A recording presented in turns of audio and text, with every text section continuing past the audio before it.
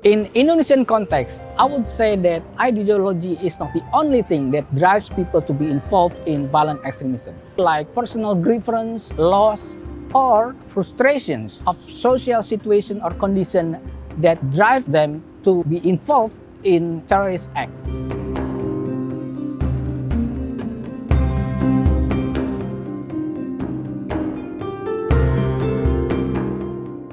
Keluarga modal utama kita.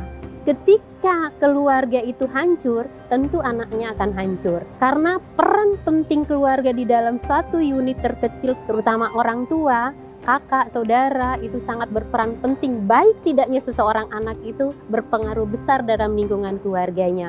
Ada beberapa keluarga yang tidak memiliki pengetahuan bagaimana mereka bisa melindungi anak-anak dari radikalisme. Mengapa orang-orang itu mudah terradikalisasi itu adalah karena rasa ingin tahu. Terutama remaja-remaja di Indonesia. Mereka itu banyak ingin tahu mengenai sesuatu hal. Jadi ketika mereka mempelajari suatu hal, kalau tidak ada bimbingan dari keluarga atau dari orang-orang di dekatnya, maka mereka akan salah mengambil contoh atau mengambil role model. Anak itu akan berpengaruh pada lingkungan keluarganya. Ketika lingkungan keluarganya itu menjadi orang yang bertahan terhadap relasiansi, maka mereka juga akan memiliki relasiansi dengan permasalahan sosial yang ada.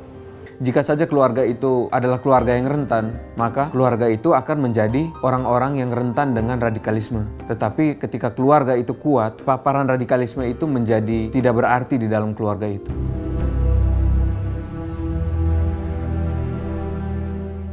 Kami mendapat rujukan seorang anak yang kurang lebih usia 18 tahun. Dia adalah korban pola asuh dari orang tuanya. Setelah kami lakukan rehabilitasi mulai dari identifikasi, asesmen lanjutan, kemudian kami lakukan rencana intervensi, kemudian intervensi dengan menggunakan pendekatan-pendekatan yang CEV yang didapatkan dari Hidayah dan BNPT, sehingga pelaksanaan itu cukup membantu kami. Pada saat pertama banget bagaimana mereka menolak untuk membaca Pancasila, bagaimana mereka menolak ikut upacara, itu adalah tantangan kami. Itu memang butuh proses yang sangat panjang, mengembalikan dia agar bahwa kamu itu adalah anak-anak Indonesia yang sangat baik gitu kan. Sampai akhirnya 1 tahun lebih mereka bisa kembali lagi kepada usia anaknya, walaupun awalnya memang menolak tapi akhirnya berhasil.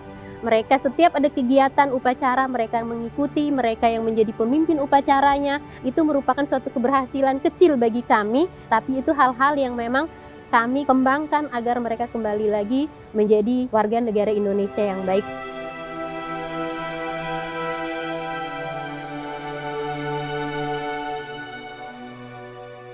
Ada perubahan semenjak saya mengikuti pelatihan ini sejak tahun 2020, terutama pada saat proses wawancara. Dulu saya belum begitu percaya diri atau masih merasa takut mewawancarai orang yang terpapar radikalisme. Tetapi ketika setelah diberikan banyak ilmu terutama mengenai teknik wawancara, saya sudah mulai dapat lebih baik mendapatkan informasi-informasi yang terkait. Kita mencoba untuk melakukan standarisasi dari pelayanan kami.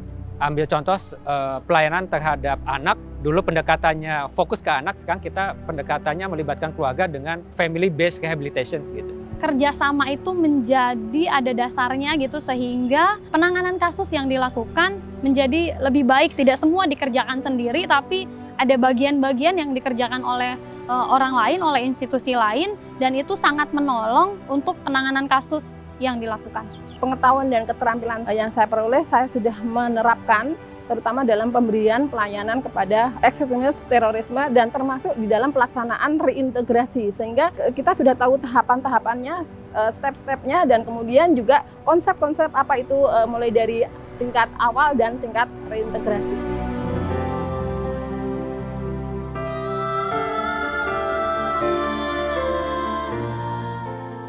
Hidayah is successful in addressing the gap in the issues of supporting families in countering violent extremism. This is first time I heard that excellent programs that support families. We are very thankful to Hidayah to deliver interesting and great programs for Indonesian practitioners, especially Indonesian social workers, to strengthen and to build their capacity in delivering their services to their clients. Program Hidayah menurut saya memberikan banyak kesempatan bagi saya untuk menemukan pembelajaran-pembelajaran mengenai ekstremisme dan radikalisme, tentang sejarah, tentang keluarga, tentang banyak hal. Bekerja sama dengan banyak instansi, banyak orang, dan BNPT dengan Hidayah adalah hal terbaik dalam hidup saya. Banyak hal, banyak ilmu terkait dengan salah satunya adalah bagaimana kita memahami tentang unit keluarga, membangun kepercayaan, memahami bagaimana bekerja sama dengan orang-orang yang terpapar. Itu adalah ilmu-ilmu yang kami dapatkan selama kami mengikuti kegiatan Hidayah dan BNPT.